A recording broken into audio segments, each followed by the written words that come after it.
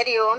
കൽക്കി രൂപികളായിരിക്കുന്ന എല്ലാ നാരായണന്മാർക്കും കൽക്കി രാമവാണി 6 സ്വാഗതം. ഞാൻ നിങ്ങളുടെ സ്വന്തം ഷീലായപ്പൻ എന്ന കൽക്കി രാമൻ. എന്ന് ഞാൻ മെസ്സേജാണ് ഇടുന്നത്. ഇന്ന് ഞാൻ നേരിട്ട് ഒരു വീഡിയോ ചെയ്യാമെന്ന് വിചാരിച്ചു.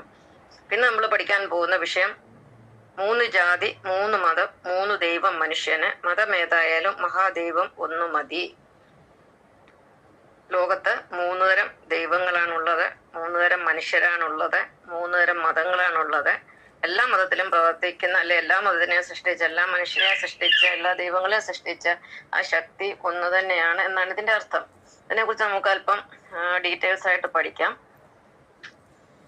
ആദ്യമായിട്ട് നമുക്ക് ആരാണ് യഥാർത്ഥ മഹാദൈവം എന്നറിയേണ്ടത്. അതൊക്കെ ഞാൻ പഠിപ്പിച്ചിട്ടുണ്ട്, എന്നാലും ഒന്നും കൂടെ പറയാം. നമ്മളെ, എന്നെയും നിങ്ങളെയും സകല ജീവജാലങ്ങളെയും ഏകകോശത്തിൽ നിന്ന് ഒരു പൂർണ്ണ ജീവി അല്ലെങ്കിൽ പ്രാണിയായി സൃഷ്ടിച്ച മഹാശക്തിയാണ് പ്രപഞ്ചത്തിന്റെ ഏക ദൈവം, അതായത് ഏക മഹാദൈവം.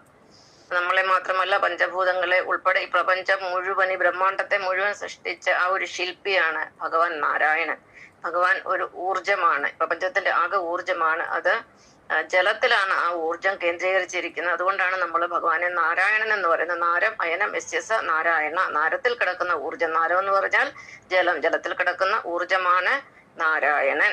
അപ്പൊ നാരായണനാണ് പ്രപഞ്ചത്തിന്റെ ഏക ദൈവം, അല്ലെങ്കിൽ ഏക മഹാദൈവം, ഏക സുപ്രീം ദൈവം, ദ യുണീക്ക് സുപ്രീം ഗോഡ്, അല്ലെങ്കിൽ ദ അൾട്ടിമേറ്റ് യൂണിവേഴ്സൽ എനർജി. ഭഗവാൻ നാരായണനെ നമ്മള് ഏകദൈവം എന്ന് പറയുന്നത്, ട്രിനിറ്റി എന്നാണ് പറയുന്നത്. അതായത് ഭഗവാൻ നാരായണൻ 3ആയി പിരിഞ്ഞിരിക്കുകയാണ്. ഓങ്കാരമായ പൊരുൾ 3ആയി പിരിഞ്ഞുടനെ അഹങ്കാരമായതൻ താൻ തന്നെ സാക്ഷി അത് ബോധം വരുത്തുവതിന് ആളായിരുന്ന പരമാചാര്യ രൂപഹരി നാരായണായ നമ്മ. നാരായണൻ 3ആയിട്ട് പിരിഞ്ഞിരിക്കുകയാണ്. ഏതൊക്കെയാണ് ഈ 3 രൂപങ്ങള്? 1 വിഷ്ണു, 2 ബ്രഹ്മാവ്, 3 പരമശിവൻ. നാരായണനും വിഷ്ണു ഒന്ന് തന്നെയാണ്. നാരായണന്റെ ഒരു പൂർണ്ണ രൂപമാണ് വിഷ്ണു എന്ന് പറയുന്നത്. അപ്പം ഭഗവാൻ 3ആയിട്ടിരിക്കുന്നു. ഈ 3 തരം ദൈവങ്ങളാണ് ഈ ഭൂമിയിലുള്ളത്. ഇതിനെ ചുറ്റിപ്പറ്റി നിൽക്കുന്ന ദൈവങ്ങളാണ് ബാക്കിയുള്ളത്, അല്ലെ ഇതിന്റെ സപ്ലിമെന്റ്സ് ആണ് ബാക്കിയല്ല. അപ്പൊ ഈ ലോകത്തിൽ 3 തരം ദൈവങ്ങളാണുള്ളത്: വിഷ്ണു, ബ്രഹ്മാവ്, മഹേശ്വരന്.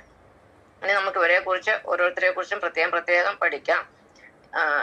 വിഷ്ണു എന്ന് പറയുന്നത് പൂർണ്ണതയുടെ രൂപമാണ്. വിഷ്ണു എന്ന് പറയുന്നത് വിദ്യയാണ്, വിവേകമാണ്, പ്രേമമാണ്, ഭക്തിയാണ്, സഹനമാണ്, സാഹോദര്യമാണ്, സഹിഷ്ണുതയാണ്, അഹിംസയാണ്, ഭൂതതയാണ്, ദാനമാണ്, ത്യാഗമാണ്. ഇങ്ങനെ ധാരാളം സാത്വിക മൂല്യങ്ങൾ, സനാതന മൂല്യങ്ങൾ ഉയർത്തിപ്പിടിക്കുന്ന ആളുകളാണ് വിഷ്ണു എന്ന് പറയുന്നത്. ഒന്നല്ല, ഒരുപാട് ആളുകൾ ഈ ലോകത്ത് വിഷ്ണുവായിട്ടുണ്ട്. വിഷ്ണുവിനെ നമ്മൾ സാത്വികൻ എന്ന് പറയുന്നത്. സാത്വികന്മാരായ മനുഷ്യരെല്ലാം വിഷ്ണുവാണ്, അവരുടെ ദൈവമാണ്. സാത്വികന്മാരുടെ ദൈവത്തെ നമ്മൾ വിഷ്ണു എന്ന്